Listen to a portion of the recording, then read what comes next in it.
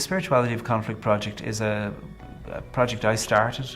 We got some very generous funding from the Trenchwell Trust, and then we went to other partners around Britain and Ireland as well. We wanted this to be a shared British-Irish project, and we said, let's begin. We gathered in this very room, actually, people who were gathered around the text in terms of being witnesses to public theology and public faith, saying, where does the gospel infuse and inform the way that we respond to the conflicts that are present in our society today? And people came with different conflicts that were a higher priority for them to focus on than others. And we began to read the text in a way to say, where do you see conflict in this? And conflict is not necessarily something to be solved. Not all conflicts are bad. Violent conflict, yes. But conflict is the place from which art comes. Conflict is the place from which sport comes. We have mediated and moderated conflict. So we enjoy conflict. And that's not necessarily a bad thing, but we need to recognize the ways in which our enjoyment of conflict can sometimes become pathological. Sometimes we can create conflicts because we want to be violent or because we want to be supreme. And that, we wanted to open up the space of a really important conversation about conflict, and to say there needs to be a spirituality to apply to it, because conflict is a reality. Conflict is an understanding of the human condition. And I find that the Gospels are absolutely full of conflicts. Like in Luke 11, somebody comes and says, what must I do to inherit eternal life? And it's an abstract question. And then you see Jesus going, how do you read the Torah?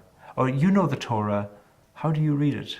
There's Jesus is introducing the idea of the tension between what you read and what you do with what you read. Jesus is introducing a tension there, which in theology you might call exegesis and hermeneutics. But he's saying it, I think, much more deftly. You know the Torah, how do you read it? What are you going to do? He's asking the application question. And what we wanted to do in the Spirituality of Conflict project was to take the Sunday lectionary reading and to just go into it through the lens of thinking, what are the conflicts that are here? And not necessarily how to solve them, but how to pray in the middle of them, and how to be an individual praying and a congregation praying in the middle of those. The reading that I keep on coming back to for my own private devotion as well as in public work is in Mark's Gospel, where they have been walking along, Jesus and his followers, and they come to the house in Capernaum and they sit down, and Jesus says, what were you arguing about along the way? And so it's commenting directly on conflict. Dilogizomai, I think, is how you say the Greek word that's translated into English as arguing. And then they're quiet because they've been arguing about who's the greatest. So we suddenly realize that there's questions about comparison going on, although we're not told what their measure of greatness is, which is a really opening question to say, if you were a disciple, how would you measure what great looked like? Was it because Jesus spoke more to you? Was it because you got the answers right? Was it because you were quicker to get the parables correct? Is it because you're strong? Is it because you think the coming revolution is something that I'm going to fight in? I don't know. What if it were today? What would we say? Is it the best musician, the person with the nicest voice in the congregation, or whatever? What are the measures of those? And then Jesus he says he puts a child in the middle of them. I love the idea that he just procures a child from somewhere, from the shelf of children that he just picks down.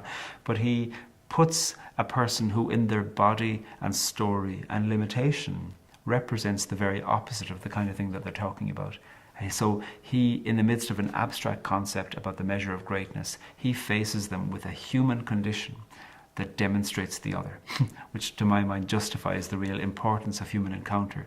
And then he speaks about hospitality. Whoever welcomes one such as this one welcomes me and welcomes the one who sent me.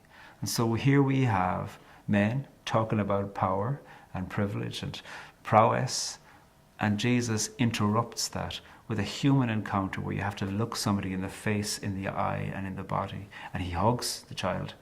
And we see the intervention into an abstract concept about measurement and comparison. We see the intervention is a human-based intervention with tenderness and discussion about hospitality. I mean, I think that's extraordinary. Now, whatever you think about Jesus that claims about him divine and God's son, that's just an amazing intervention.